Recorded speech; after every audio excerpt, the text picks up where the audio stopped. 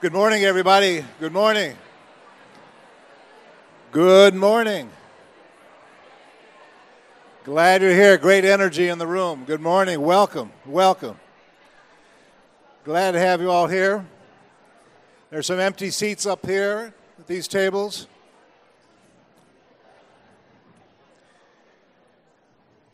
Welcome, everybody. My name is Tim Hart Anderson. I'm the pastor here at Westminster Church, also the moderator of the Westminster Town Hall Forum. Glad to have you all here. There's great energy in this room. This is exactly what we designed this room for, the community to come together, good ideas, justice emanating from here and from other places in our city to make this a better place to live. We're grateful that the Minneapolis Foundation is here. This is not the first time they've been here, and we want to continue this opportunity, using our facility to help the community grow and deepen and become a more equitable place to live and work and have our being, as we say theologically. We're glad to be able to partner with you at Westminster Church. Welcome and have a great day here. I'm going to turn it over. Good. Okay.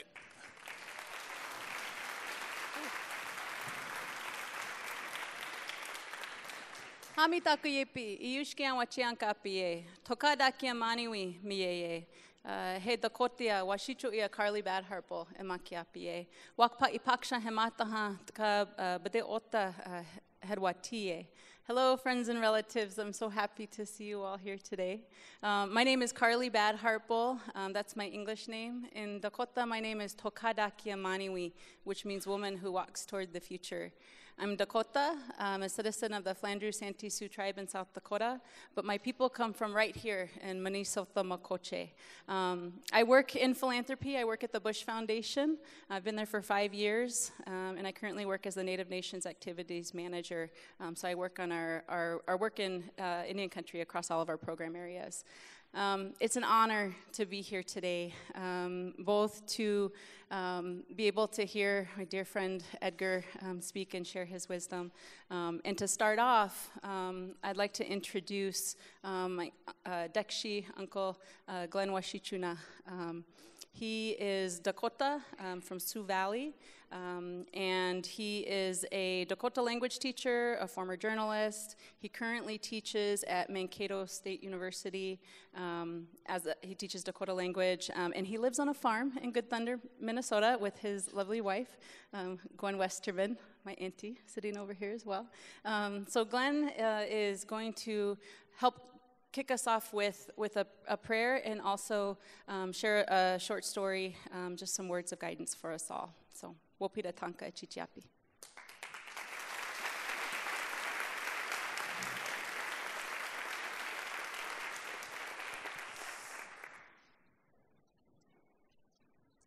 Good morning, everybody. In the Dakota tradition, everything is followed by prayer. We pray first in everything that we do. So, first of all, before I share a story with you, I like to pray. But I'd like you to pray along with me. Pray from your hearts.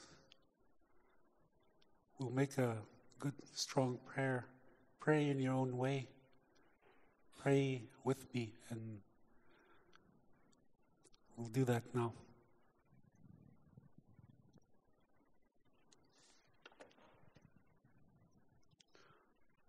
Te o kantaka. Ho nia tukaha. Nia tawa sa tanga. O ho ni da ba, wichau ni da pi. O apeto le oiate te kawita de ieta kape. O kuia hinte ga michincha pi ushika e awo. O apeto kinde taku I wohda kapta hecha. O kuia hinte ga iwakanga iwashte wo. O ateo kantaka. O apeto yupi o yakape. Mini wichoni. Tateki hana te hika pitka awashtera awach bere kupi. O chi ikse wichashta ushika haunchape. o te o kontaka, o peto i pia o yako pira. Tako hadus na hetra is taku, o nuktas ne pa, ushima dawa. Ni chintra, o mriwapa hamira, o mitaka pkimas. Thank you.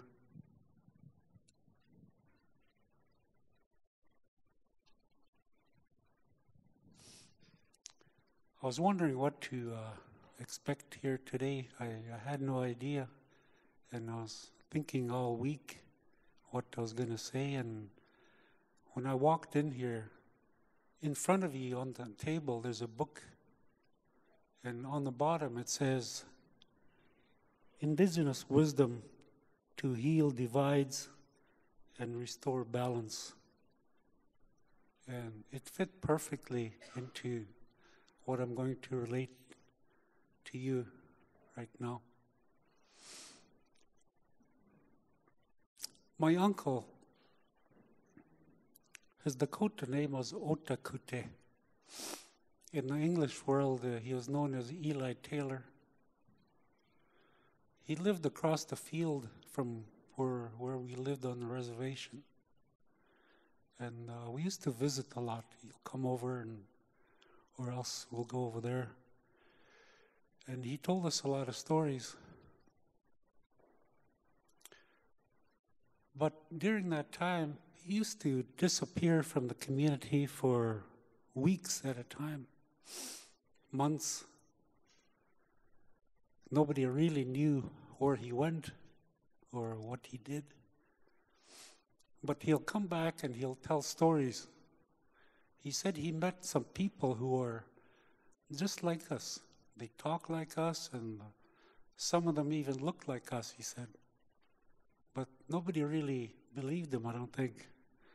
But all his life he was doing that. And just recently I began to realize where he went and what he did. You see, we lived in Canada. I was born in Canada. You know the story how that happened, how the Dakota people ended up in Canada.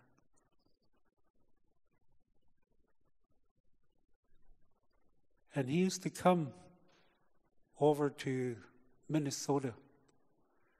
He visited all the Dakota communities. Tintawita, Shakopee, Upper Sioux, Lower Sioux. He talked to those people because they were his people. They looked like him. They talked like him. They think like him.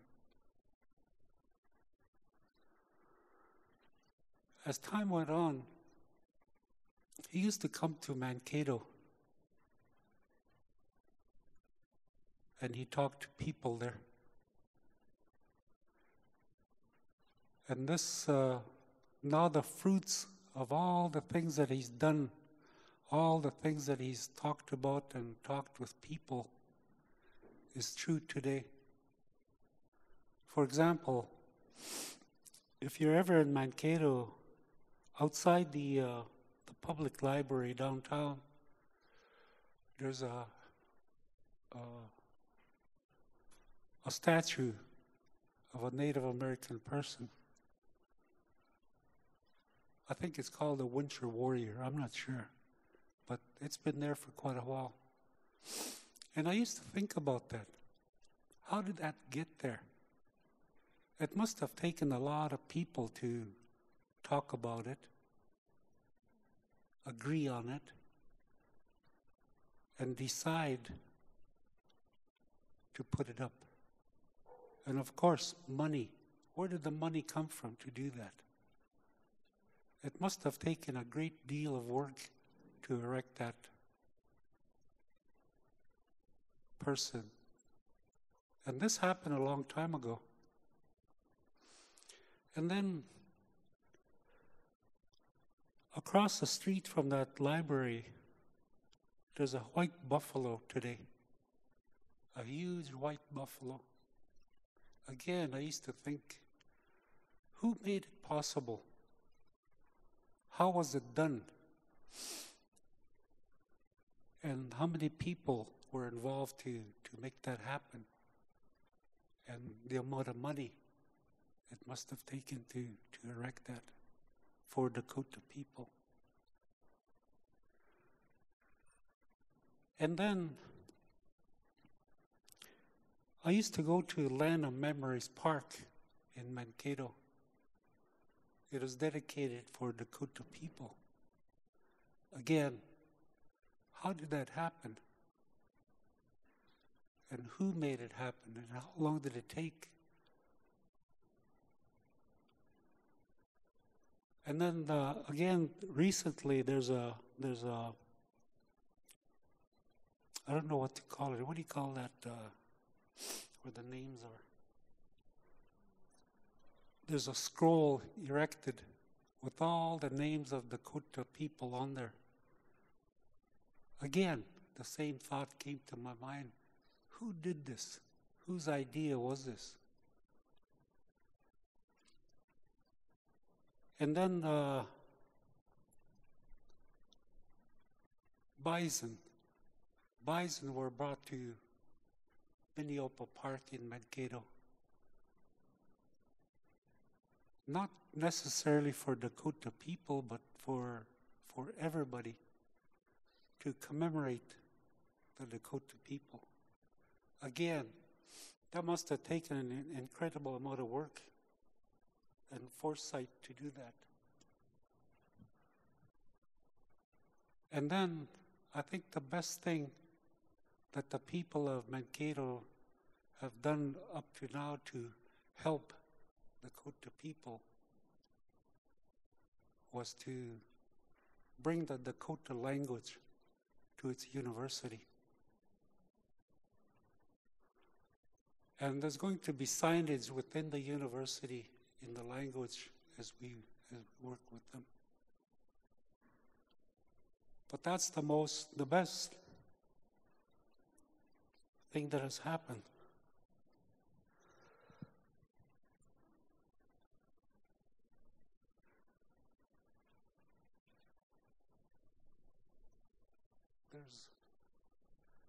There's very few of us that speak the language now.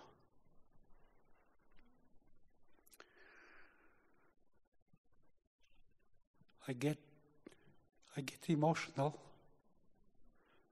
when I heard Carly speak this morning. It brought tears to my eyes to hear that beautiful language.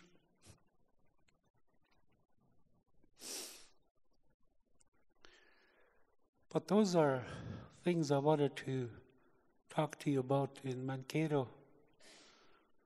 The people of Mankato have done a lot of work for Dakota people. And my thought on it now, what do I do as a Dakota man to say thank you for all that work that you've done over the years? What can I do, or what can I say to show my appreciation? And I think the answer is right here. To restore the balance and to heal that divide. I think that's where it remains now. We as Dakota people have to heal. We talk about healing a lot, but nobody tells us how do we do that.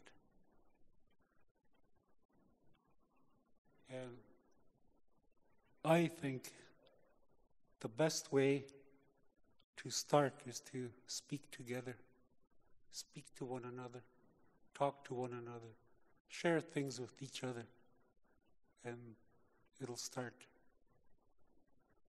So I wanted to share that with you, and I hope you have a good meeting here today and take some good ideas with you and start this process. Thank you very much.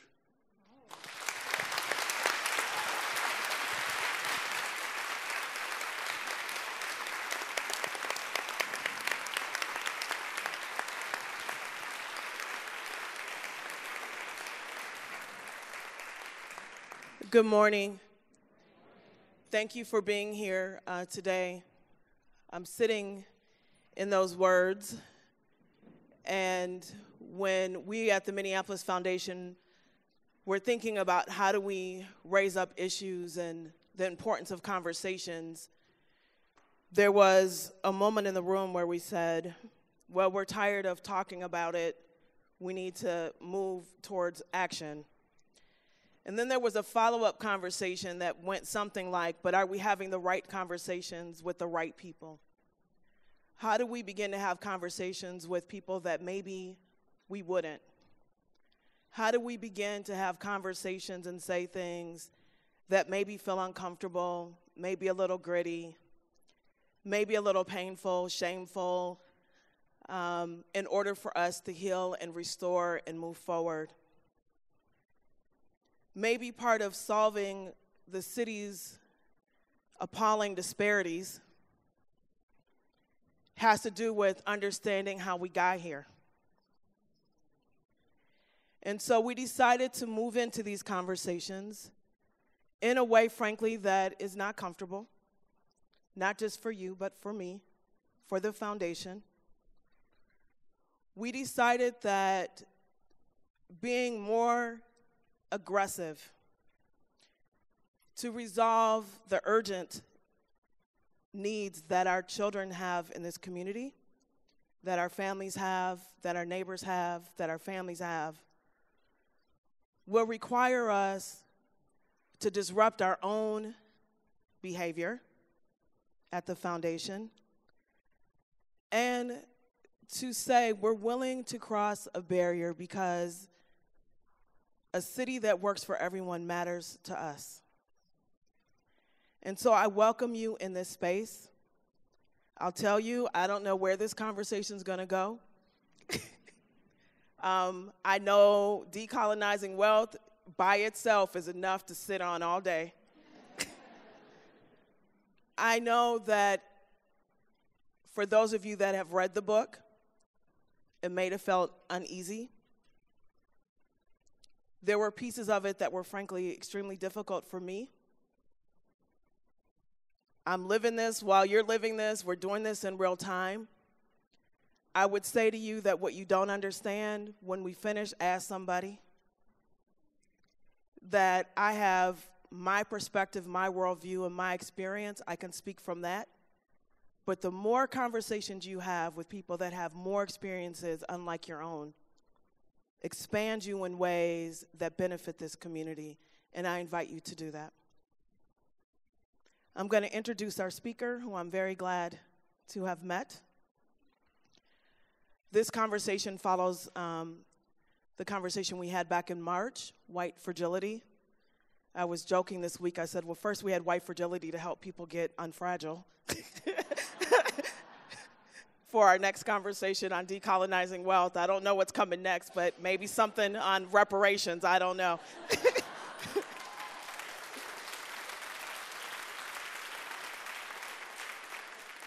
So, Edgar, I welcome you. I appreciate where you have stretched this work in your experience and bringing it to us and across this country. This book is on wildfire. It's the thing in philanthropy right now. I got Edgar's bio. I'm going to try my hardest to read it because I was nervous this morning and left my glasses. So Edgar is nationally recognized on social justice philanthropy. He certainly serves on the board of the directors of Native American. He's actually the chair of the board of the directors of Native American and Philanthropy, which is a fund that sits at the Minneapolis Foundation. He's a board member of the Andrus Family Fund, a national foundation that works to improve the outcomes of vulnerable youth. And if I understand it in the book, and if it's still true, you're one of 2 Native Americans that sit on a national board. Is that right? More or less, but still, take away 1 or 2, it's still not good. Edgar is an instructor with the grant-making school at the Johnson Center of Grand Valley State University and currently serves as the Vice President of Programs and Advocacy at the Schultz Foundation for Public Education, where he oversees grant investments and capacity building. In addition to working in philanthropy for many years, He has consulted with numerous nonprofit organizations, national and global philanthropies, on advancing racial equity. Thank you, and let's give Edgar a very warm welcome.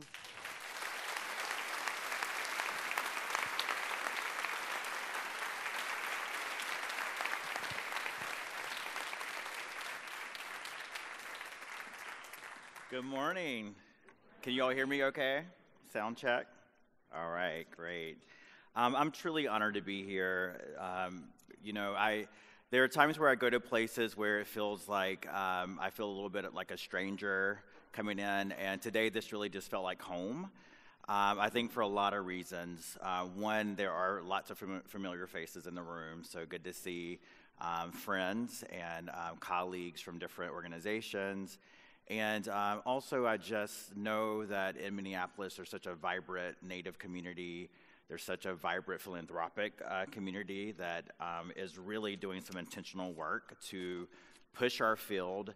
And so it just felt comfortable. And so thanks to the elder for the words this morning that really set the pace for our conversation and brought in a spirit of love and unity.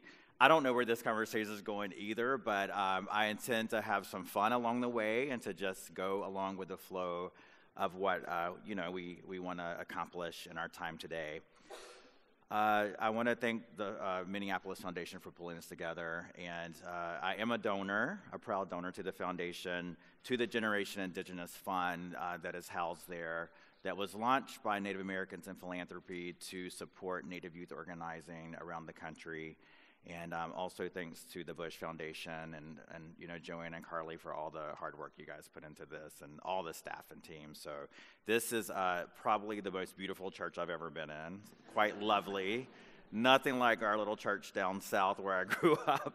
But I really appreciate all the hands that go into making it possible for us to be together today. I'm curious about who's in the room. So if you're a funder, give me a little wave. Okay. If you're a nonprofit leader, give me a wave. Awesome. If you are an Indigenous relative, give me a little wave and maybe a little shout out or something. Okay. All right. Yes. Relatives in the room. Anyone here realizing you're at the wrong meeting by chance? Like, what is going on here right now? Okay. Good. Okay. No, I see no one running for the door. So I am from the South. I did grow up in sort of a faith tradition of call and response. So feel free to just relax, and we'll get through this together and have fun, and hopefully leave inspired and challenged and thinking about our lives personally and our work a little bit in a little bit of a different way. I'm going to just begin by reading a little something that I wrote when I was writing the book. How many people have read the book? Okay, 75% maybe. Okay, you may recognize this, but the field of philanthropy is a living anachronism. It is, we are like a stodgy relative wearing clothes that will never come back in fashion. It is adamant that it knows best, holding tight the purse strings. It is stubborn. It fails to get with the times, frustrating the younger folks. It does not care.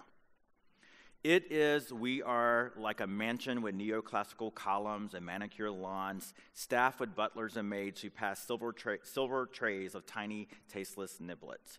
Pigs in the blankets, anyone? Angels on horseback? Two guests wearing tailcoats and bustles as a string quartet plays tunes written centuries ago. No one's voice rises above a certain decibel. No one jokes. No one's words call attention to the ludicrous and unsustainable farce that is the entire scene. It is, we are, a period play, a costume drama, a fantasy of entitlement, altruism, and superiority. Far too often, it creates, or we create, division and suffering rather than progress and healing. It is, we are, a sleepwalking sector, white zombies spewing the money of dead white people in the name of charity and benevolence. I'll get it out. It is, we are, colonialism in the empire's newest clothes. It is, we are, racism in institutional form. Philanthropy moves at a glacial pace. Epidemics and storms hit. Communities go underwater literally and metaphorically. Black and brown children get shot dead or lose their youth inside jail cells. Families are separated across continents. Women are abused and beaten and raped. All the wrong burns while we fiddle with another survey on strategies, another survey on impact.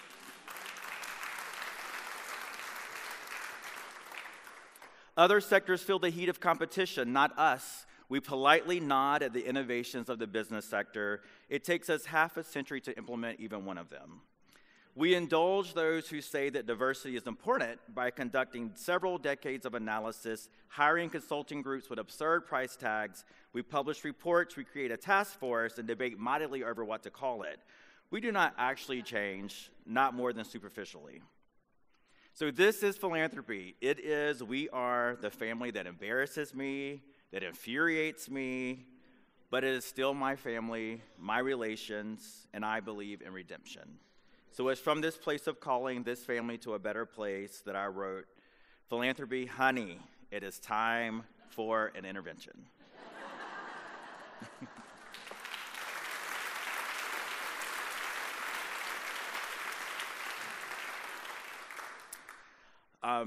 I was so honored to get featured in the New York Times with this book, and that was like the big headline, Philanthropy, honey, it's time for intervention.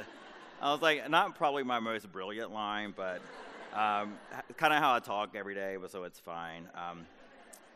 So last year in 2018, I was named the most radical critique of philanthropy by Inside Philanthropy, and I can't imagine why. I'm still trying to figure it out, but I don't think that what we're talking about today is really all that radical. You know, I am telling my story, as you said, this is my story and my experience. I'm bringing to light stories of so many folks who have worked inside the walls of foundations, who have labored on the front lines of nonprofits. All of us really trying to move us forward to a better place, a different way of thinking, a different type of partnership and showing up in community. And all of this, you know, my message is done with love, with respect, and for, you know, really a gratitude of understanding the privilege that it is to get to do this work, but at the same time, not withholding the grave responsibility that I feel to speak truth to power, because I really do believe that we can and must be better. And so if that's radical, I'll take that title, but just wondering, how many folks today will agree to just be radical with me for a little while? Let's just be radical, okay? It'll be fun. Let's do it. So where I'm from in North Carolina, I'm an enrolled member of the Lumbee tribe, and we are a tribe in southeastern North Carolina. We have about 60,000 members, and we are the largest tribe east of the Mississippi River. And where I'm from, when we meet folks, the first thing we ask is, who's your people? We're like, who's your people? Who's your people? Right?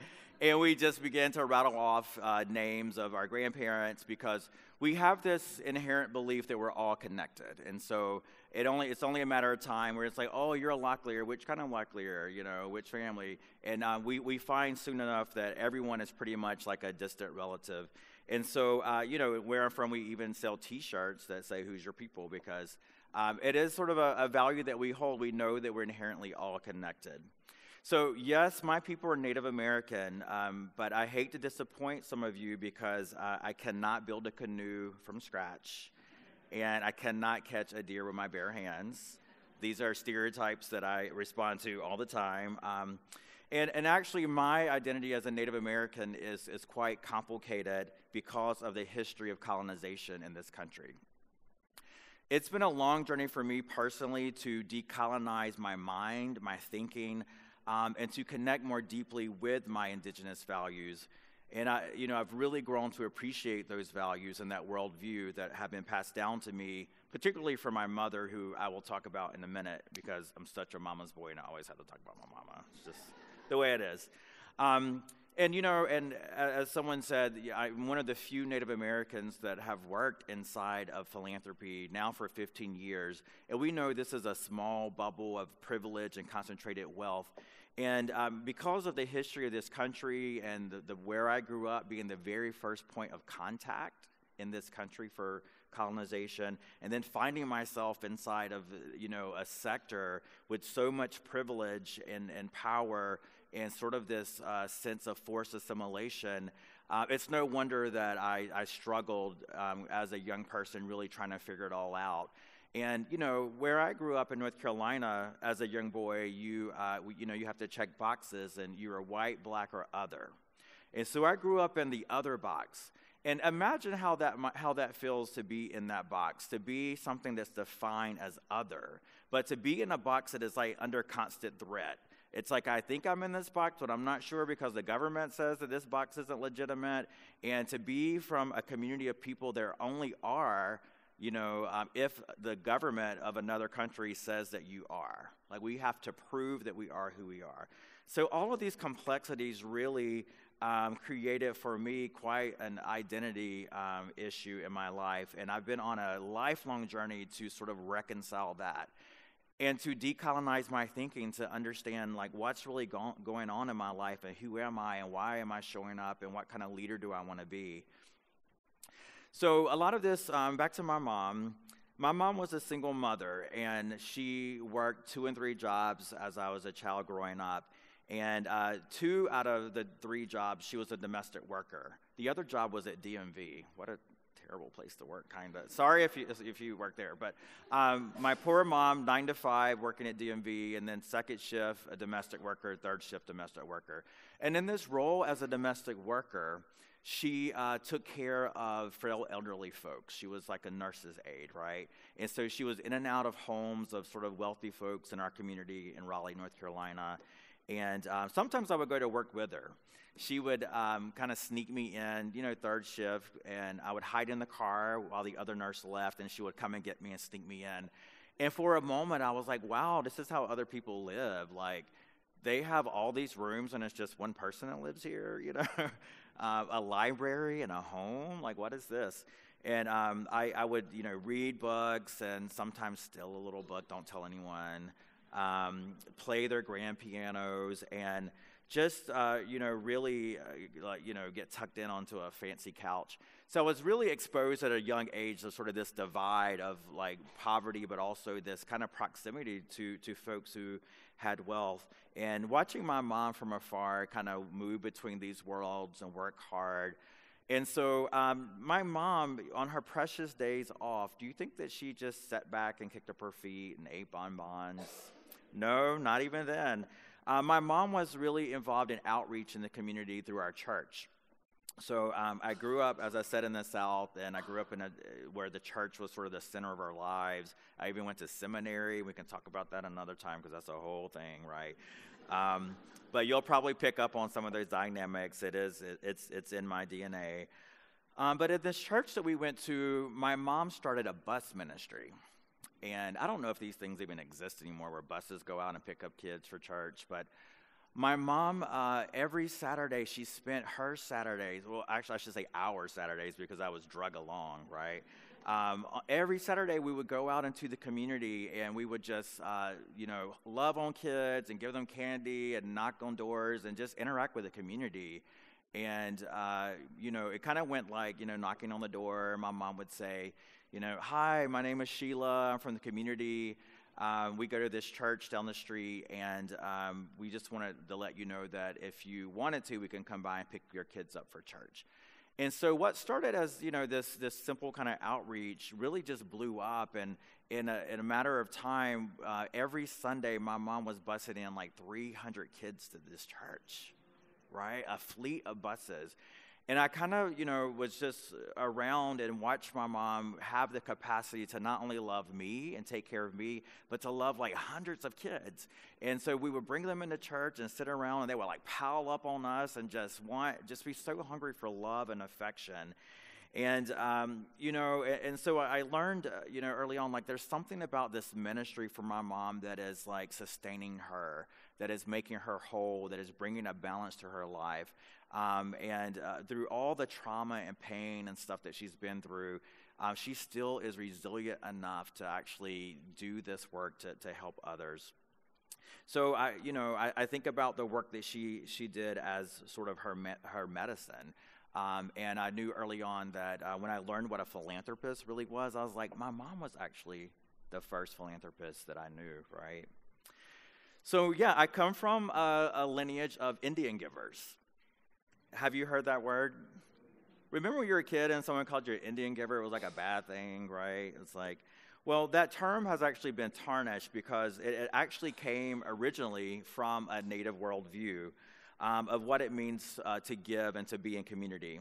The native worldview shifts the focus from altruism to reciprocity.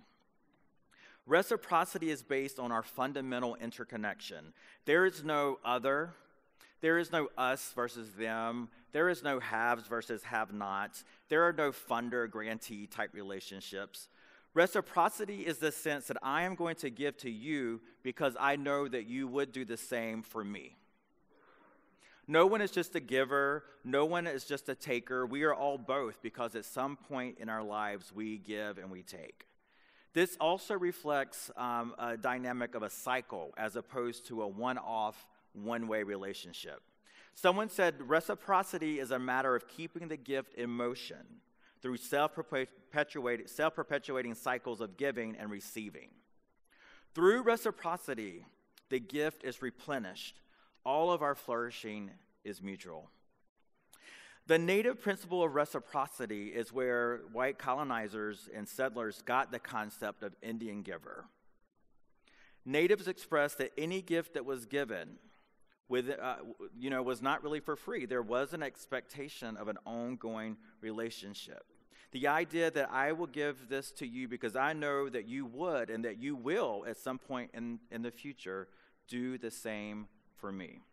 So one of the main points of my work of this book and just all the conversations I've been having around the country and even recently outside the U.S. Is this idea that our mutual dependence is so necessary for our social well-being. We are symbiotic. All of our flourishing is mutual. So this idea of altruism as a purely charitable act, it really doesn't exist.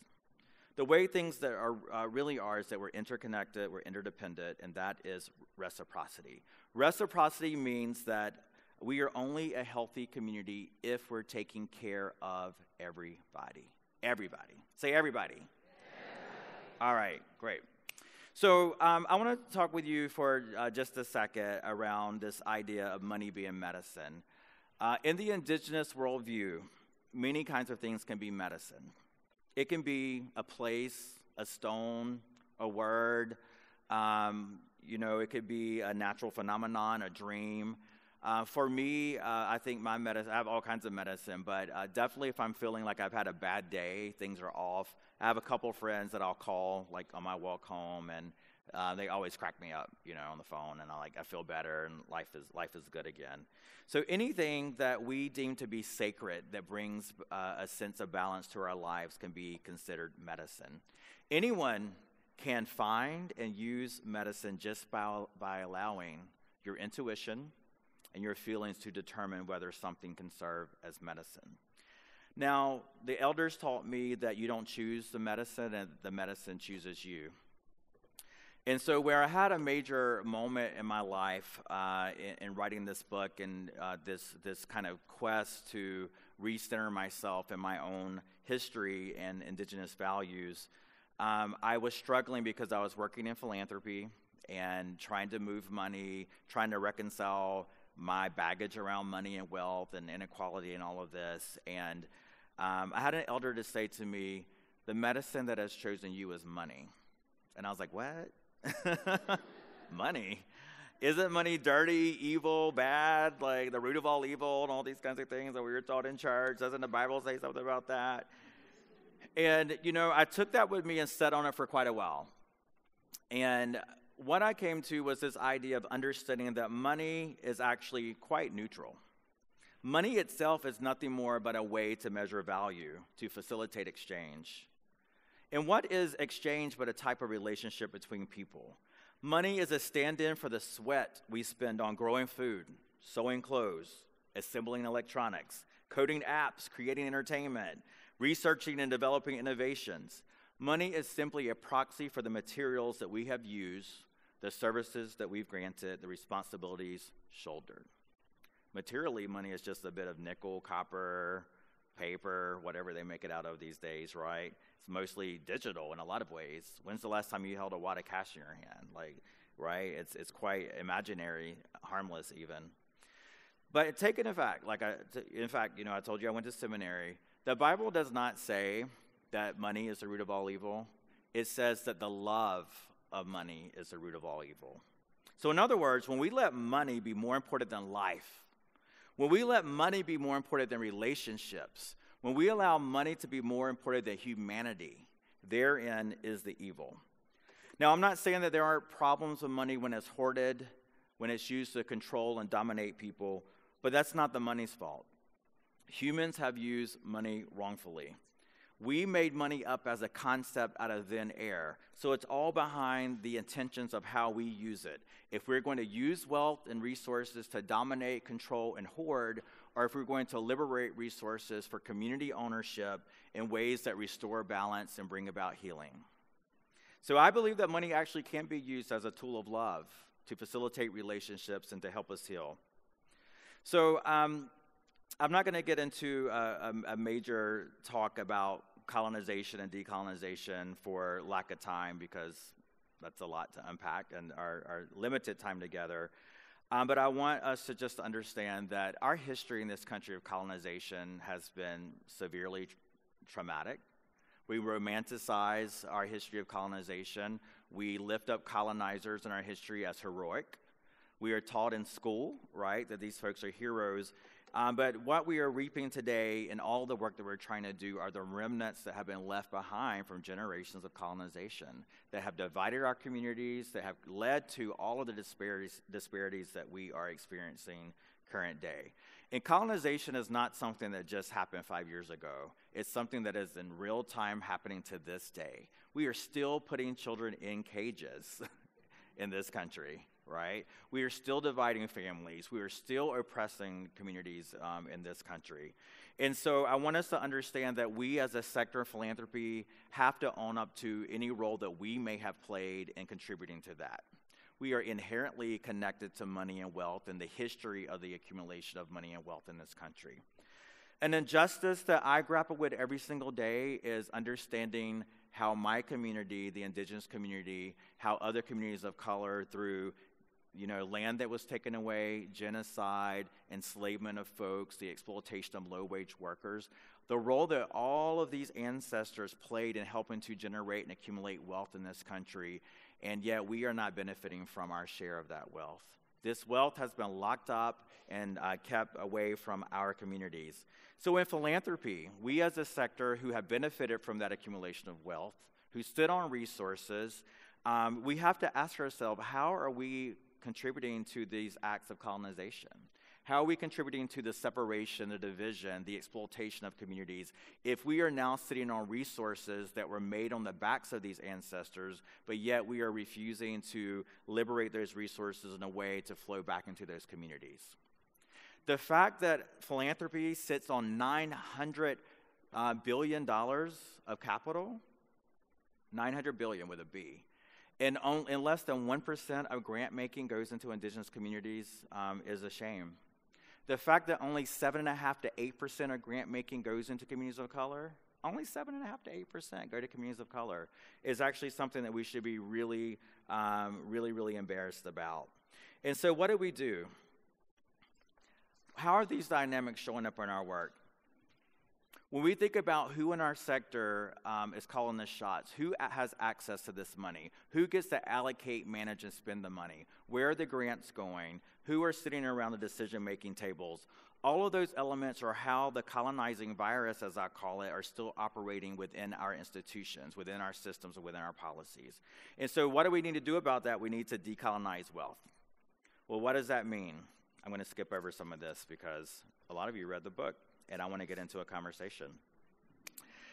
So in order to decolonize wealth, it's simply embarking on a journey. And that journey is one, beginning with coming to terms with what is what, right? like not being naive to how we're showing up. We just didn't pop on the map today and work in these charitable institutions that have great missions. There's a history that came before us, and we all need to understand how our personal history intersects with the history of this country. We need to understand how our institutional history intersects with the history of this country. How have we personally and how have we institutionally perpetuated those dynamics of colonization? How have we potentially harmed communities, and what is our role in making it right? Well, we all need to understand that the dynamics of colonization, the separation, the division, the exploitation, has harmed everyone in this room, not just indigenous communities, not just communities of color, but all of us in this room have been harmed by subscribing to a false idea of white supremacy. We know that's not real, it's something that someone made up, but we've all subscribed to that in some way or another, and it's causing harm in our communities and causing harms in our family. So, we talk about in the book, and we'll probably get into this, I'm sure, in our conversation, a pathway to healing. It begins with understanding the history, understanding the trauma, and then committing to a process of grieving, apologizing, and responding in an appropriate way. Decolonizing our own thinking and our approaches to wealth is really key to our healing. I have seen in my work, after investing, I counted this up, $130 million. It's a lot of money for a little poor Indian from North Carolina that have moved. I've seen past that altruism into some dark parts of our sector that we have to call out and bring light to the altruistic facade, the colonial shadows, the good old boy networks, the white savior complexes, the internalized oppressions that exist among some of the few token people of color who gain access. These are real issues that are agonizing people who work within the nonprofit sector and within foundations, and we have to find spaces of healing to discuss them. I don't have a solid answer for the way out from all of this, but I know that after 15 years and talking to hundreds and hundreds of people, that people are suffering from all of these dynamics. The nonprofit sector is suffering. Staff members within foundations are suffering. We've got to find a way to begin conversations around healing and coming together. So I'm hopeful. I'm very, very hopeful about the conversations that I'm having. We are in a moment, people. Do you feel it? We are in a moment, and I was saying to someone this morning, I just wish that I could have had like a documentary cameraman follow me around to so many spaces that I've been, because I can't even like convey or articulate what is happening in a physical way, what is happening in a spiritual way, the way that folks are stepping up and responding. And that's not because of Edgar or a book. It's because of decades of labor and prayer and pushing and planting seeds that we're beginning to reap. It's also because of the times that we're living in. We cannot be more polarized than we are right now as a country. Something has to be done, and continuing to do business as a sector the way we've been doing it, sprinkling a little funds here and there, feeling good about ourselves, is not going to move the needle. If you invested all thank you. If we invested 5%, that's the minimum payout rule from foundations. If we invested all 5% from foundations into radical social justice work, that would not even begin to move the needle. If we're willing to refuse to admit that sometimes we're doing good as philanthropists, as a side hustle, and we're not doing good with all of our resources, we're not bringing all of our power to bear, we're not willing to consider divesting from harmful and extractive industries,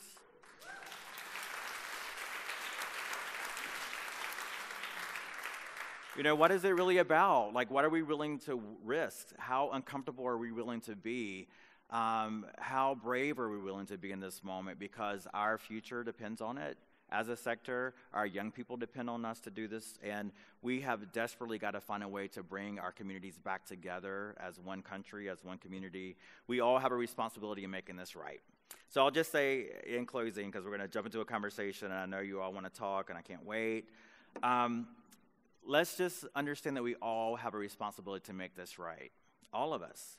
We all have a role in the process of healing. It doesn't matter if you feel like you've come from a community that's received more harm, if you're a descendant of a community that may have caused harm. It doesn't matter. We're all here now together, and there's work to do. And so I'm ready to get started. All of our healing is mutual. All of our thriving is mutual. Let's do it. Thank you.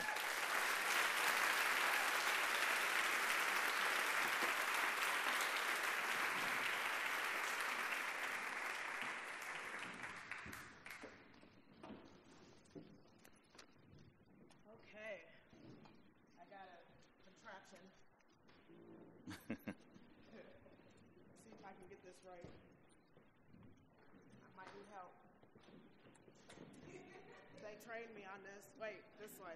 This way. Wait. Yeah. I told my, huh? Hold on. So you want me to hold the box while you're doing? Yeah. I tell my family I can't be smart in all the ways. Right. Nailed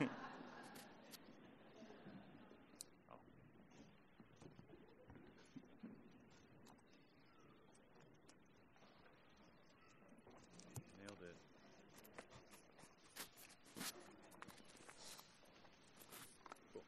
Thank you. He said, nailed it. It's like, I don't know what the opposite of nailed it is, but that's what I did. All right, so there's a lot in the conversation or what you just shared with us and in the book, and I guess we'll just jump in. I have tons of questions to ask, and one is that I have to start with is the first part of the book. You structure it around the institution of slavery. Why would you do that? Yeah, so there's a lot of analogies in the book. One is sort of a plantation, and the other is the body. Couple reasons why I use the plantation and slavery analogy in the first part of the book, which is kind of like where it hurts, right? One is when I started my job in philanthropy in 2005, I literally worked on a plantation in North Carolina on the estate of R.J. Reynolds, which was old tobacco money, and ironically, it was a health foundation, right? So many paradoxes in this work. I drove into this beautiful campus. The estate of R.J. Reynolds now was given to Wake Forest University, and it's this, gorgeous like museum and everything now. And so here I am, this little brown boy, 28 years old, so much thinner than I am now, and driving into work in my little Honda Civic, and looking around like, what is this place? And I'm always very connected to place and history, and remembering that, just imagining the folks who are working on that plantation every single day. And here I am driving up to this house, walking into this gorgeous building, this foundation office, and learning very early on that although we had an explicit mission of funding low-income communities in North Carolina, seeing who we actually were funding and what our data looked like and where money was going, and just wrestling with that, and the fact that we had these portraits of, the family members in these gold frames all around, and no one ever mentioned the community and folks who contributed and worked for that family. So I always held that as just a reality in a quite literal way. Also, where I'm from in North Carolina, our tribe, the Lumbee tribe, we've had a long history of civil rights struggle with the Black community. We, based off where we are situated geographically and our history, there's been a lot of solidarity. The second reason that I kind of went there was through the years working in philanthropy, the plantation analogy has been something that has been discussed among people of color, kind of privately, in the hallways, behind the backs of all you white people, and and I'm letting you in on the joke, okay? But it is a certain feeling of being not a person of wealth, being a person of color, and now working inside in a way that feels like, okay, I'm inside the master's house now. I'm still connected to the community. This is where I come from, but now I now have some privilege and power. But I still have to know my place, right? And so it was sort of an analogy that has been, I didn't make it up, has been used for years. And I was like, this is how we feel, and it's time that we kind of let people know. We need to bring this, the way that this feels actually to this stage. And all the dynamics and all the characters of a plantation, actually, it's just really easy to kind of identify how they might be represented in this work. Yeah, I went there with it. You did go there. Yeah. If you're going to do it, I was like, might as well. Yeah, you did go there. So, Decolonizing Wealth, I guess I went into it thinking it was for the other people. And then got to that piece, and I'm like, wait, what? I'm in the house. Right. That doesn't feel good to read about it that way. It is a behind-the-scenes sort of conversation that many folks of color, it's not an unfamiliar conversation to me, but it is something that has been beneath the surface that I'm wondering what kind of feedback have you gotten, particularly from African Americans, around that analogy? Lots of support and great feedback. I was very cautious through the whole process because, for many reasons. One, our sector has a culture of extreme politeness, and I knew that I was doing and saying many things that may be considered taboo.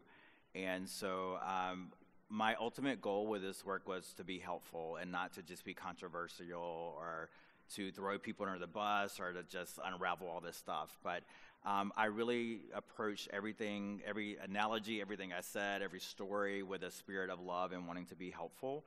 But yeah, I had a lot of anxiety around because, I have assimilated at some level to be successful in this work. I wondered if I would ever work again when this book came out, or if I would be blacklisted from the field. And even for my own community, right? Like, the Native community is very diverse. We have 560 plus tribes. And so I wasn't even going to be naive enough to think that all Native folks would be like, yeah, like we love this book, So with that particular question around how folks from the Black community might receive this, I talked I interviewed lots of people for this book, including Black folks and particularly Black women, who, because in my particular story, some of my interactions have been, particularly with people of color and with women of color. And I struggled with bringing some of this stuff to light because I've always felt like there's a private conversation that needs to be had, and things that we as people of color need to deal with behind closed doors, and then there's a public conversation. And where I kind of landed with this, one is, without my story, there is just no book. So I just got to tell my story. It is what it is. But also, there's a two-prong or two-legged stool, if that makes sense, or there's two sides of this thing. My analogy is not going well. There are two things that that are upholding white supremacy, and one is like good old-fashioned white supremacy, right? That is a thing, and that we constantly are talking about and lifting up and are working to dismantle. But there's also internalized oppression.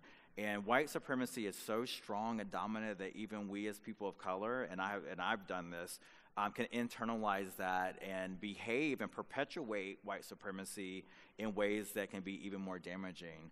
And so when we're talking about dismantling white supremacy, we need to just put it all on the table.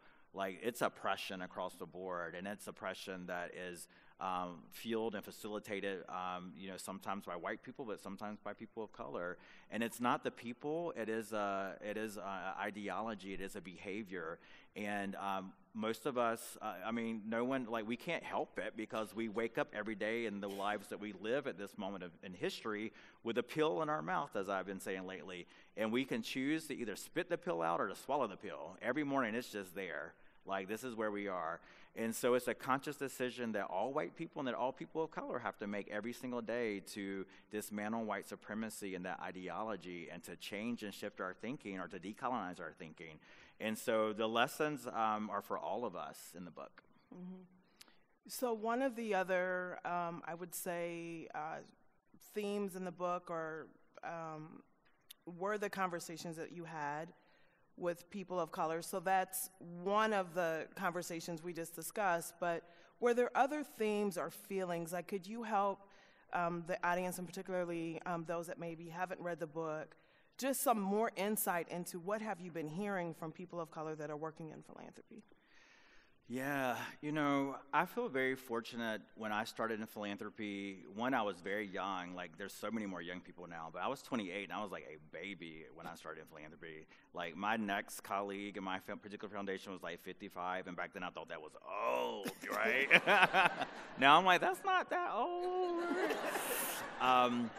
But, you know, I felt like there were all types of biases. Like, one, I was young. You know, later I learned that being from the South was, you know, when I left North Carolina, the way I talk was like there's a bias around that. But also, of course, being a person of color. And look, I have light skin privilege, so I'll just name that. Like, I can comb my hair to the side and kind of fit in a little bit. And so, so I know that my path, you know, is probably not quite as difficult as what others have been through.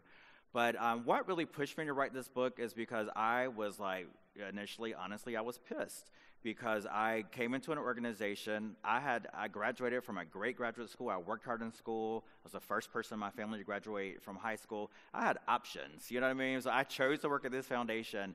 And when I got in there and I was like passionately doing my thing, and I was a good program officer, I knew I was good. I was making change in the organization, and I know how to manage up and not be like, you know, a rogue employee. There's a way to make change, right, at the right pace. But what I began experiencing as a young person of color, what felt like microaggressions, but also just outright oppression. And being, you know, put in my place and told that I was idealistic and too passionate. I need to do this and do that. They didn't like the car I was driving, like all kinds of things, right? And, you know, so I ultimately became frustrated that this is not what it's cracked up to be. Like, I'm here to make change in the community. I feel like I'm the only one here sometimes who actually cares about the community. And I wanted to write a tell-all that just ripped it apart and exposed it all, right?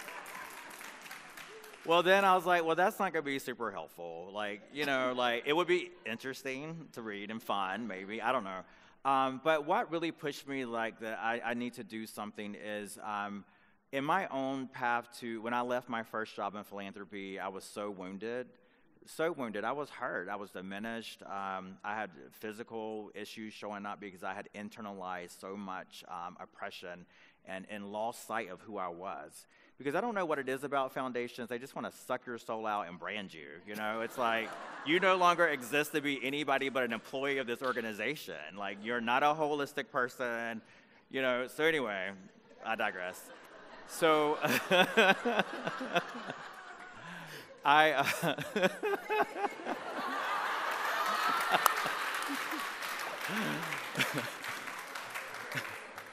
So when I left my first job, I was like, I don't even know who I am. And like, no one would hire me because I was like that foundation person. Like, you can't be this foundation person because you were that foundation. So in my own path to sort of getting through all of that, I reached out to my community, which at that time were people of color. I was in the EPIP network. Trista was my friend. You know, Folk is my friend. There was a network, a strong network of people of color, younger folks that existed at that time that was like my community. And I began just hearing that I wasn't special. My story was like everybody's story. And I'm like, what? Like, why is this the case? And there's a great report from APFE, the Association for Black Foundation Executives, called the Exit Interview, which interviewed Black foundation professionals who leave and why. And it's written very politely, but like if you really have the real talk with folks, you know, all these stories are the same. And I was very frustrated that for bright people of color who were passionate about change, many coming in with lived experience, and we're hired for that reasons, but yet when we come in, we're not allowed to lead in that way or to bring those ideas to the table. And so I was like, something's got to change. Like, I'm tired of talking about equity. Like, I've been talking about equity for years and years and years, and right? So let's get to action, and what some of the action is, like, we're not having the right conversation. We're not talking about what's happening actually inside our own institutions and how we are showing up in community and how we're actually, there are simple things we can do as funders to do right by community, but there's also a long-range plan of work that we need to do to be right by community and to be in community. And so that's why, it's terrible. I mean, from women sharing with me that they had miscarriages because they were so stressed out at work. It should not be that way, right? And so we need healing across the board. We need healing in community. We need healing in the nonprofit sector. We need healing in foundations. We all are suffering right now because of these ideas of division and dynamics of colonization that have been passed down. thinking ideas of scarcity mindsets, ideas of competition, ideas that we're not all working hard enough. Does anybody in here feel like you're not working hard enough? Right? Like, I could not be working any harder than I am right now, right? But it never feels like it's enough because we have so assimilated to these ideas that are very connected to our history of colonization, and it's actually killing us. So you just mentioned that there's simple things that foundations can do. Can you share a few of those simple things? Well, I'll start. I always go to the money with foundations, right? Because we do lots of great things, right? We have convenings like this, and they're super important. We have a very loud, visible voice, so we can be advocates, right? But ultimately, what the community really needs from us is our money, right? We move money. We don't like to talk about that for whatever reason, but it's always odd to me that when funders don't want to talk about money, I'm like, we move money. Like, that's like really what we do.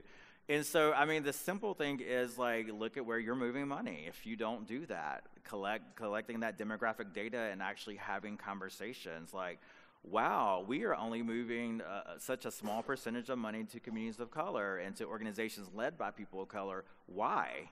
Explore that question and begin unpacking that and go upstream in your process to figure out what needs to change. Do you need different types of board members, different types of staff? Do you need to go out in the community and talk to groups and find out what's happening? Where's the disconnect? Why are our resources not getting to you? Is it our application process? Are we not sitting at the right tables? Are we showing up in a terrible way? So that's like the easy thing to do because we have that data. We have gifts, found it, whatever you use. What's the other one? I forget. Flux. Like, we all have those systems where we can look today and run a report on where our money is going and who's receiving that money and begin asking the questions around that. And so if you're at a foundation and you're not being equitable about where you're putting money, that should keep you up at night. Like, if we're about real change in communities, if we're about using money as medicine, as I've been framing that, we have to move money to where the hurt is the worst, and that hurt is in communities of color.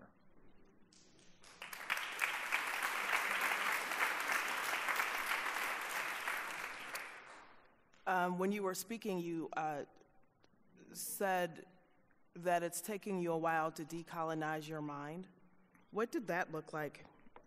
It's still happening all the time. So there never is a finish line, unfortunately, folks. I'm sorry. And that you're going to have a checklist or like a 3-day retreat and you're done.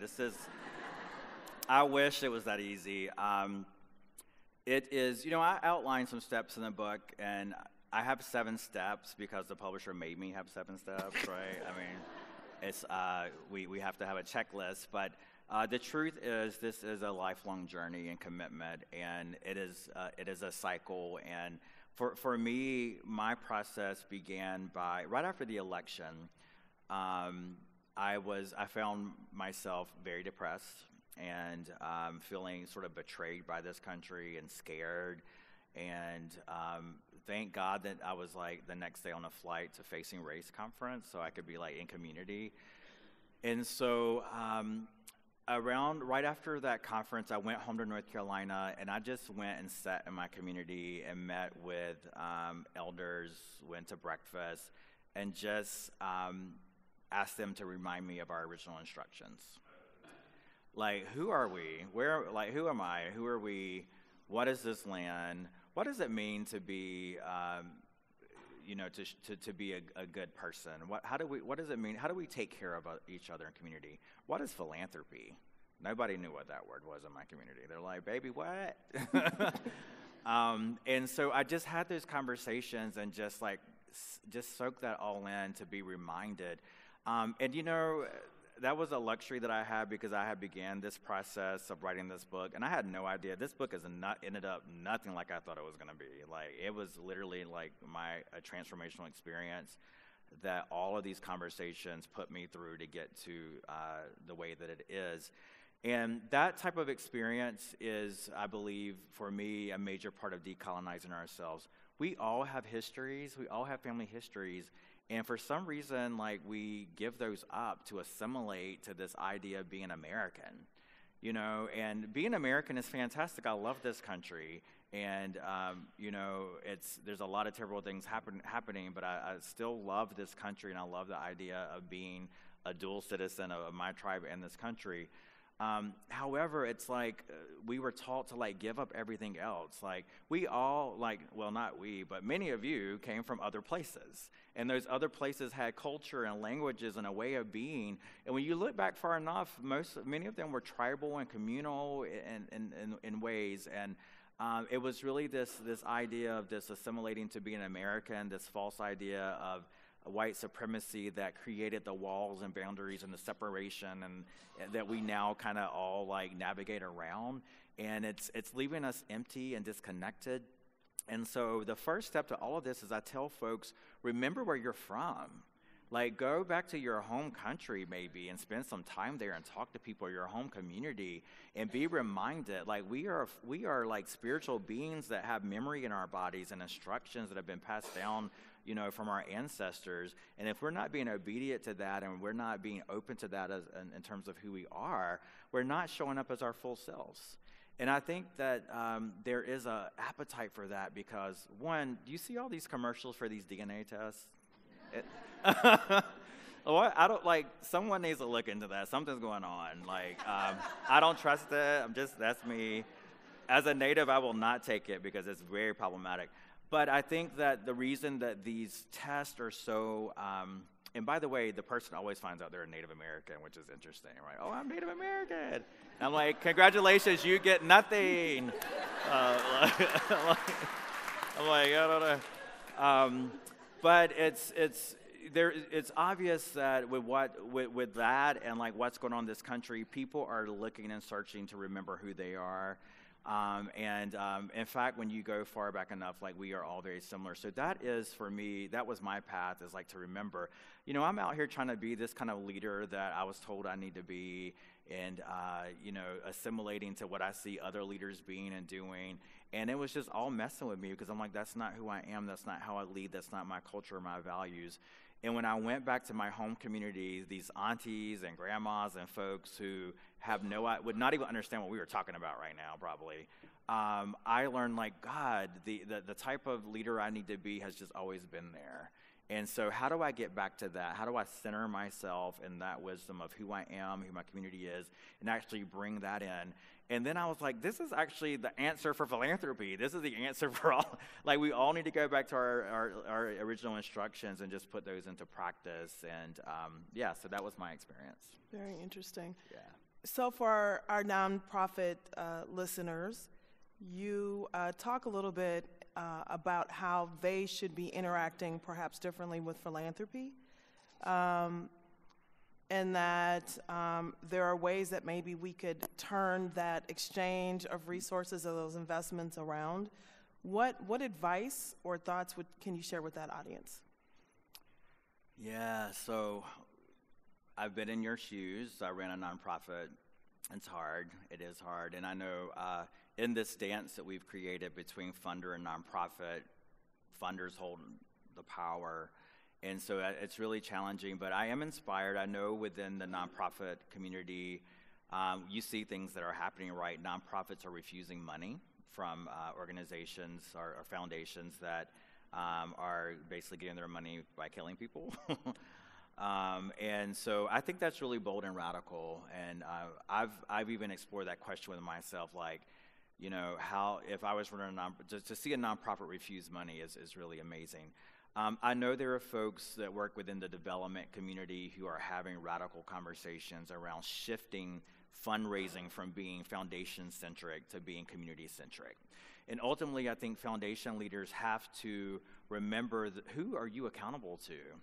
And when you look at who foundations are legally accountable to, who nonprofits are legally accountable to, right? You have a board, sometimes funders, sometimes partners with MOU, agreements, sometimes the government if you're getting government funding.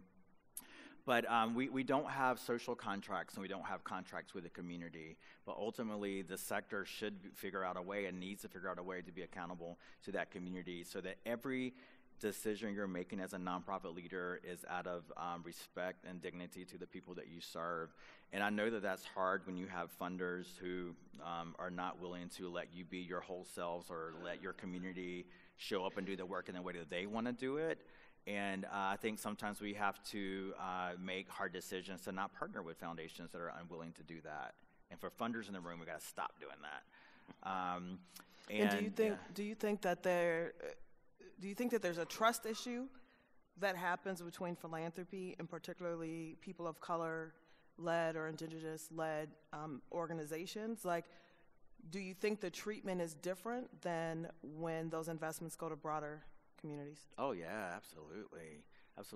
Yeah, I think that funders have trust issues and control issues, and right. I mean, if I had $1, if I had $1 for every time, I'm presenting a proposal and it's a community group, community of color, and it's like, oh, that's risky. Like, we have our coded language that is actually quite racist that we need to examine. That's risky.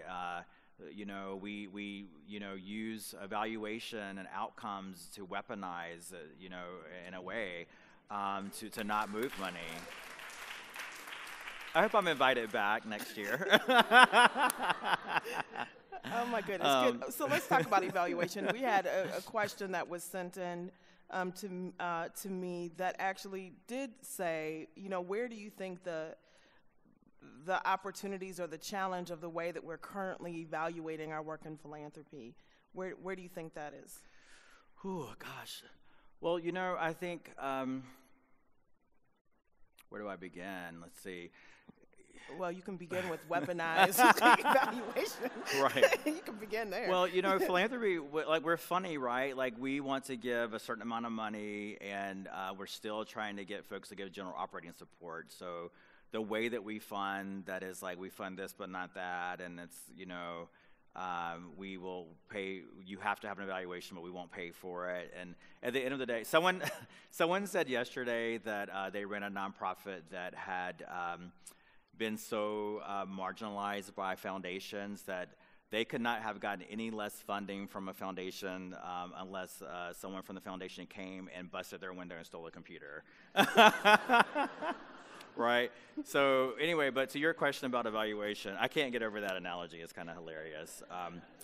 But just the types of evaluation. I remember when I started in philanthropy, where we had all these criteria in place in my particular foundation, that if the grant was above this much, you had to have evaluation. If it was this much, it had to be external evaluation. So just how we actually prescribe and mandate,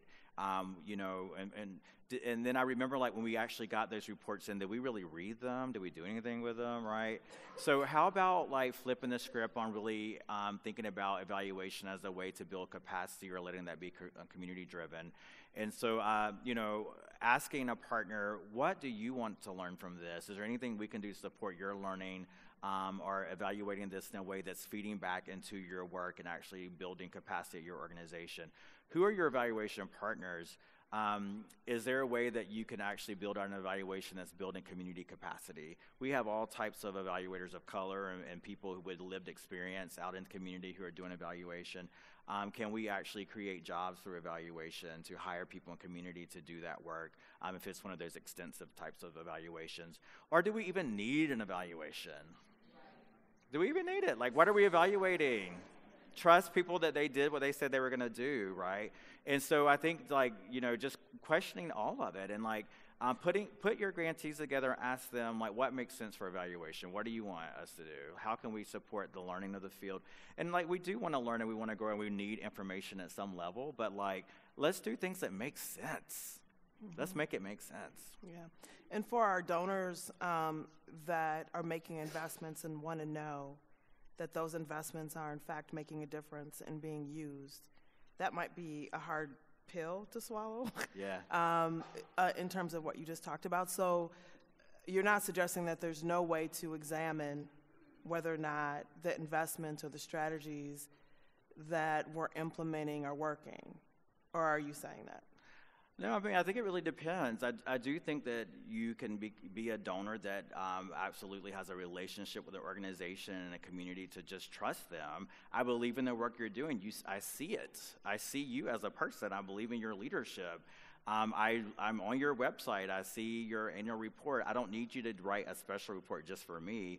And so I think that if you are a donor, I might be going out on a limb here, but if you're a donor that feels the need to know, like, I need to know exactly where every penny that I gave, where it showed up in your organization, you're asking for something that's not realistic.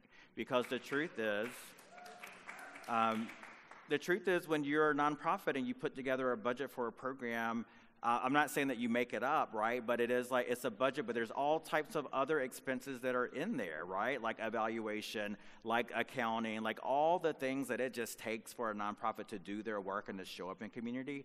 And so it's really a little bit idealistic to think that I'm going to tell you exactly what I did with this penny. And so I used to use this analogy, but it's really outdated. I need a new one. But I think of like when you go to buy a television, do you say, this television is $200. How much is the knob on this TV, right? Like, I only want to pay for the knob. I don't want, like, how much is the antenna? How much is, I don't even know what TVs have on them. Like antenna. I've officially become old where, like, I've crossed that line where my analogies are not cool anymore. Yeah. So an assignment for my fellow. Help me with some like modern analogies. But you know what I mean? Like, are we investing in overall impact, or like if you're feeling the need to, and someone said yesterday, we were in Seattle in a conversation, a funder said, I don't want to do general operating support because I want to know where my money is going. Yeah, I mean, I kind of understand that, but why? Like, why do you need to know exactly, like, the precise, like, things that you're paying for?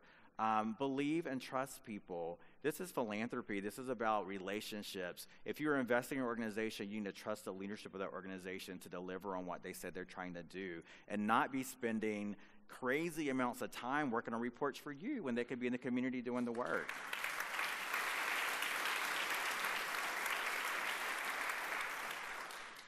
You talk about philanthropy being a sleepwalking sector. And I'm really, I sat on that for a minute because I do think that we are on a journey.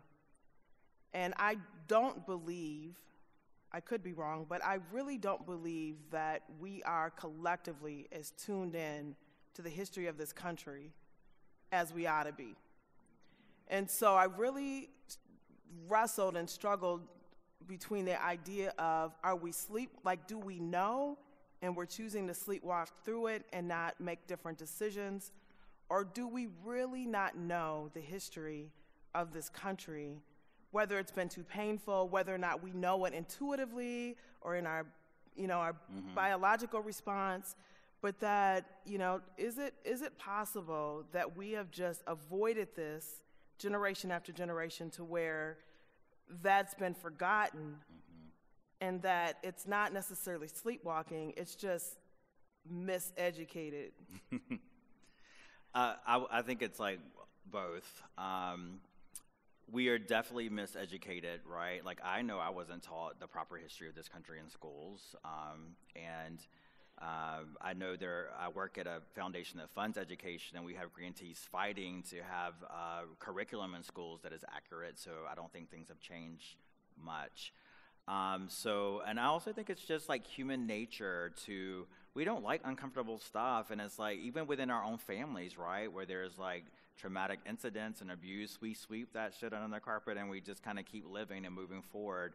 So there's something about our culture, I think maybe our humanity potentially, that chooses to ignore, and I know even for me, in my family, we're like, well, we're here, we made it, like, at least we're here, right? Like, no need to unpack all these things and talk about Uncle Crazy over there or whatever, right?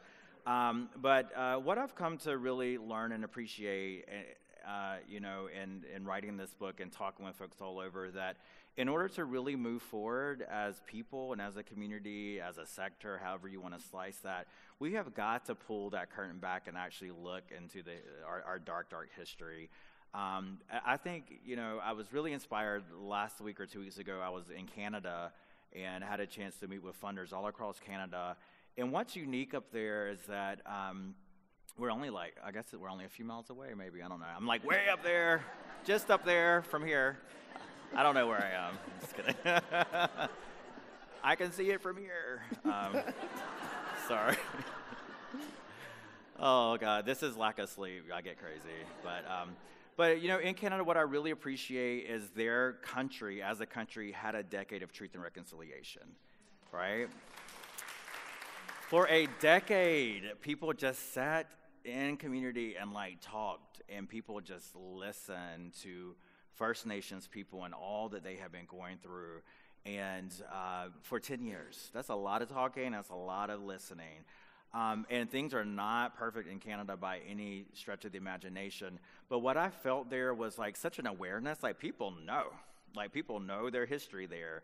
And in the philanthropic community, the way they are responding to that, they are just so further ahead, I feel, in some ways, in terms of how they're thinking. And many foundations in Canada are signing on to public proclamations that we have listened to the community, and are kind of what's it called, attaching to the wagon or whatever of this truth and reconciliation process to align their grant making to respond to the recommendations that came out of that. I mean, that is using money as medicine and the clearest way I can describe. And so I think in this country, we have not grappled with our past.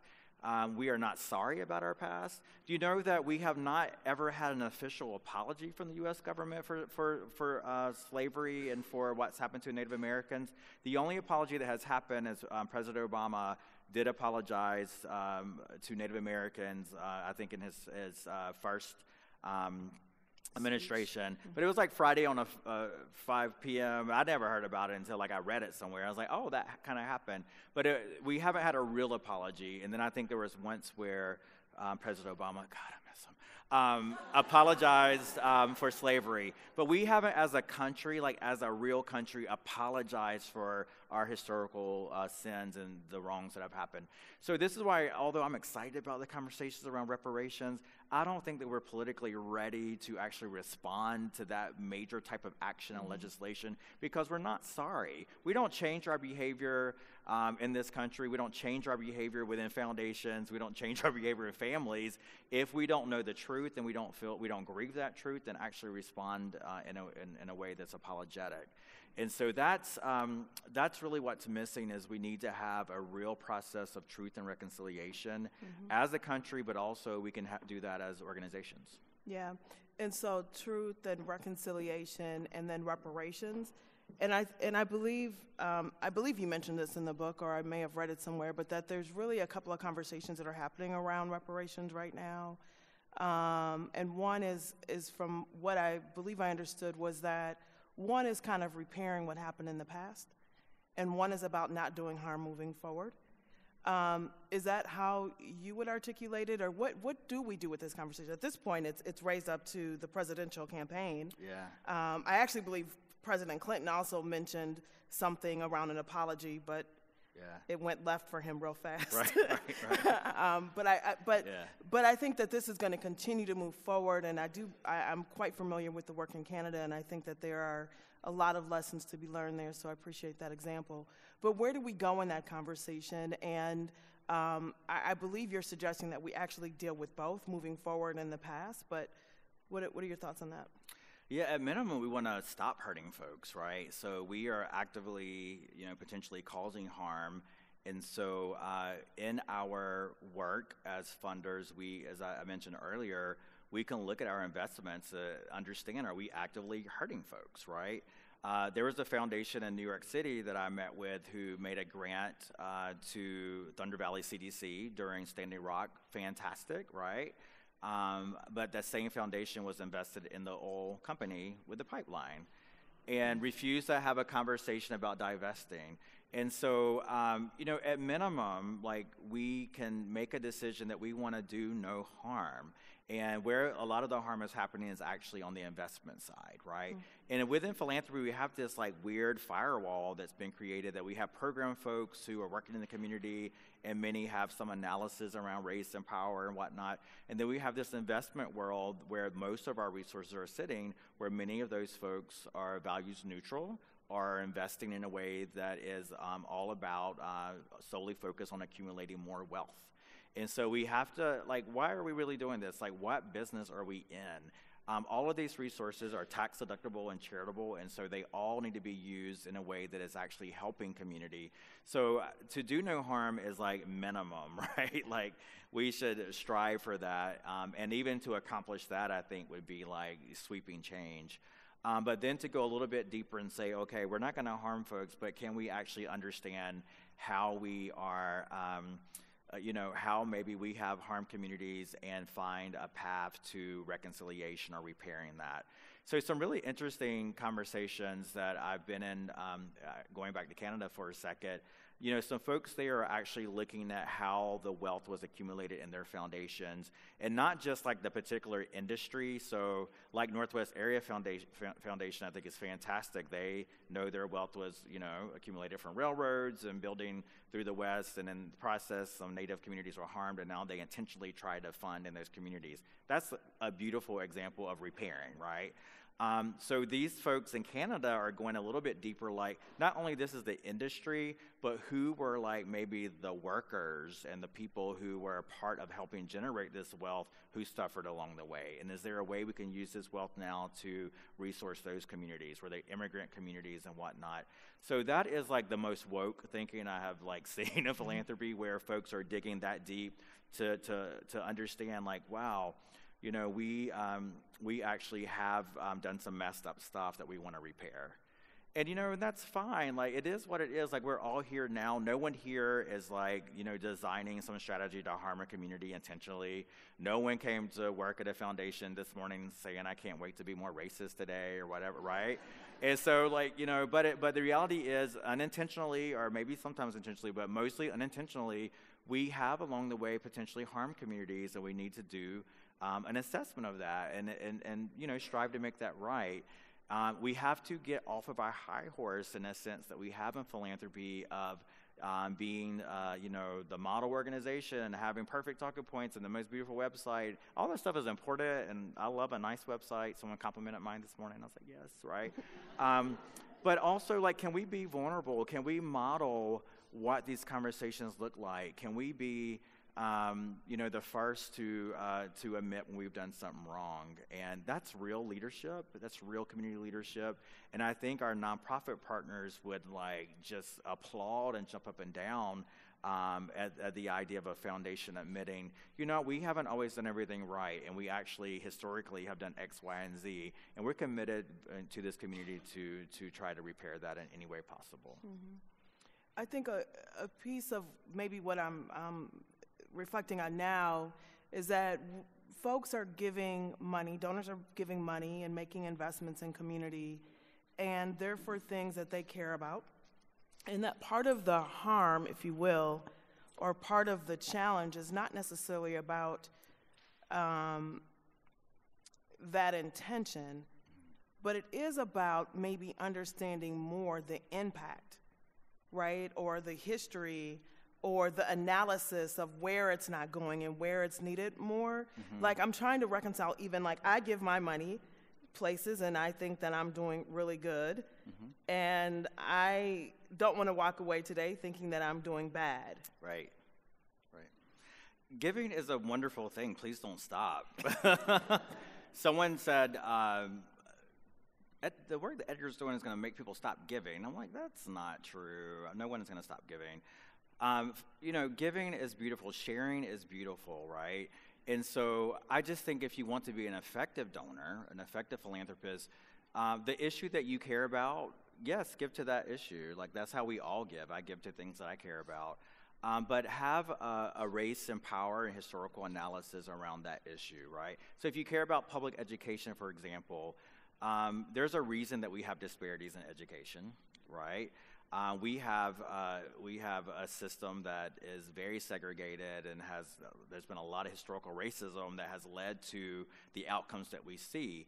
And so to be an informed donor, I'm going to want to understand, is the nonprofit that I'm giving my money to aware of that history and trying to, are they just kind of randomly doing work in a race-neutral way blindly?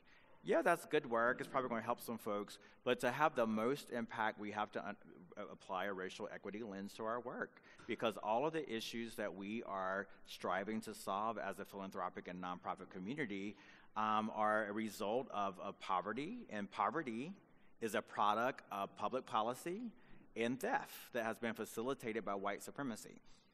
And so that's the reality of the country that we live in. Although we said earlier race is a construct, white supremacy is not real. Our policies and our systems have been designed around that thing that's not real. And so therefore we have to be aware of that dynamic, and in our giving, strive to be equitable in that. And that could be as simple as, I'm not saying you have to hire a university to come in and do some type of major analysis of your portfolio or what. Just look at who you're giving to. Are you being inclusive as you can be? Are all of your, organizations that you're donating to, are they all like white-led and large organizations? Can you also just think about adding a couple of organizations that are grassroots or working in communities of color, indigenous-led? Just be more insightful around building new relationships through your giving to communities that may not be like you or from the same background. Mm-hmm. Do you, where do you get inspired at, right? Because this is heavy. Mm-hmm. I think you talk about radical hope. Can you say what that means to you, and do you have hope for our sector? I do. I mean, there are times where I didn't have hope and I tried to leave, and I keep coming back. I'm still here. Mm-hmm. I have so much hope. This book came out last October, and I'm still on a book tour. And that's not because like I'm fantastic and this is like the most awesome book ever. It kind of is. That's what I'm just saying. I am hopeful because there's a conversation happening right now. It's a time of reckoning and time of truth telling, but also a time of love and unity like I've never felt. Even 3 years ago, I would have never imagined that I would be walking into boardrooms and saying white supremacy. You know what I mean? Like, I would have never imagined it. And so if I could tell you all the places I've been and all the people that I've talked to, sometimes confidentially, some of the most wealthiest folks on this planet who are like waking up, so to speak, right? And I think that, we're living in a time now where things are so divided and polarized that even people with wealth are beginning to be concerned. Like people who have been immune to like what's happening are feeling like shaky and are beginning to explore like maybe I need to do something different. Maybe there's a different way. And so, in spite of all the ugliness that's happening in community and like just like terrible things in the news every day, I see an awakening happening. I see that we're at a point of no return. Now that people are having these conversations, we can't go back.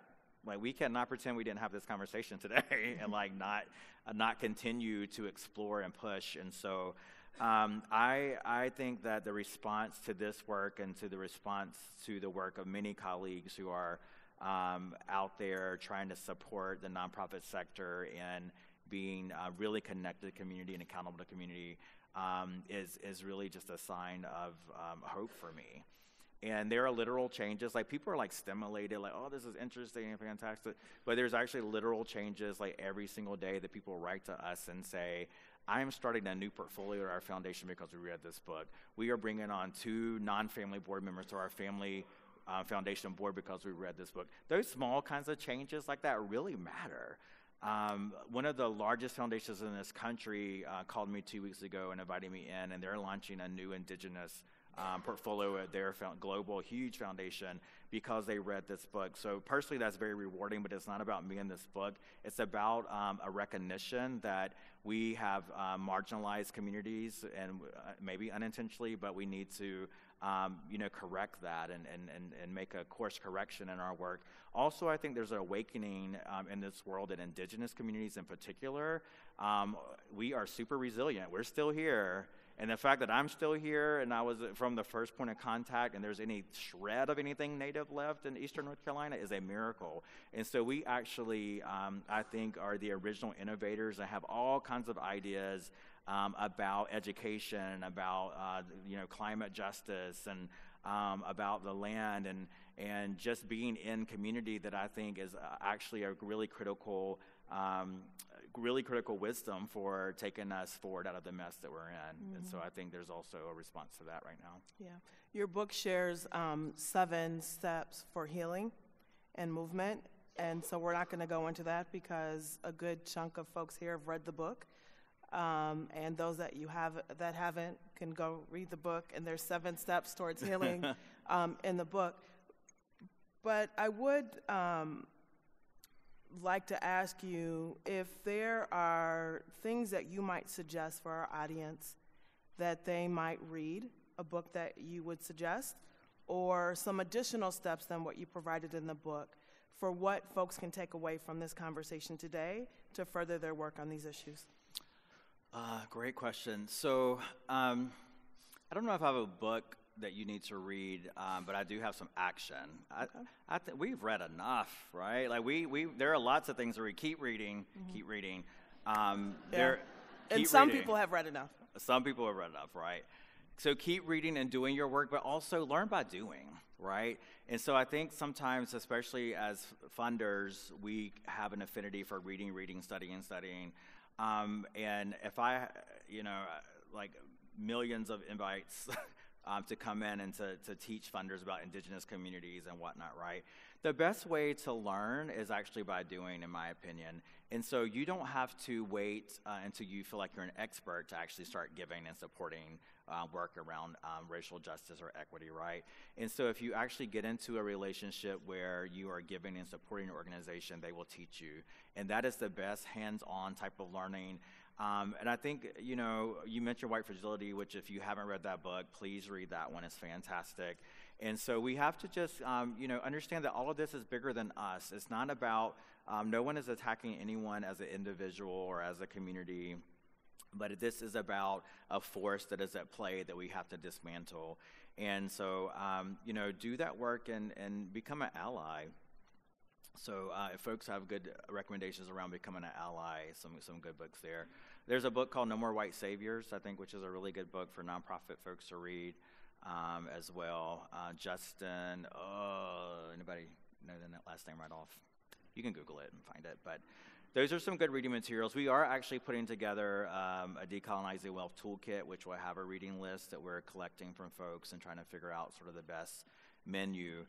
But again, do not stall from taking action. I think that especially philanthropy, a white dominant culture errs on the side of wanting to be a perfectionist. All of our worst fears is being called a racist, and I understand that. And so we have to be vulnerable and we have to be graceful toward one another and understand that in doing this messy work around equity that we're going to sometimes do the wrong thing or say the wrong thing. I still do and say the wrong thing on a regular basis, but I'm quick to hold myself accountable, to apologize, and to learn from that and to change my behavior. And so don't be afraid to jump in and build relationships with other people, to begin supporting an organization that you may not fully understand their theory of change. You don't have to understand it. Just like support them and get behind groups and learn in that way. And so I know in this community there are opportunities, there are funding groups and giving projects where you can actually get into situations where you're learning about issues and learning about communities and also becoming an activist through your giving. And so that's like a really awesome way to learn as well. Perfect. So I appreciate you, sir. I appreciate you. Thank you for a fantastic conversation that hopefully has inspired, stressed, motivated, good stress, motivated us to think more deeply about the good deeds. In the Robin DiAngelo conversation that we had, she really challenged us to recognize that good intentions aren't enough, but that we have to focus on what is the impact that we are having and making sure that what we are doing is actually furthering our mission and our values and our interest in making this community better for everyone. I appreciate all of you being in attendance today. I've shared that this work is a journey for all of us, including myself and us at the Minneapolis Foundation. We are very excited to be on this learning journey with you to a place where we can heal and reconcile and do more good in this community on behalf of everyone. So thank you for being here and sharing this time with us.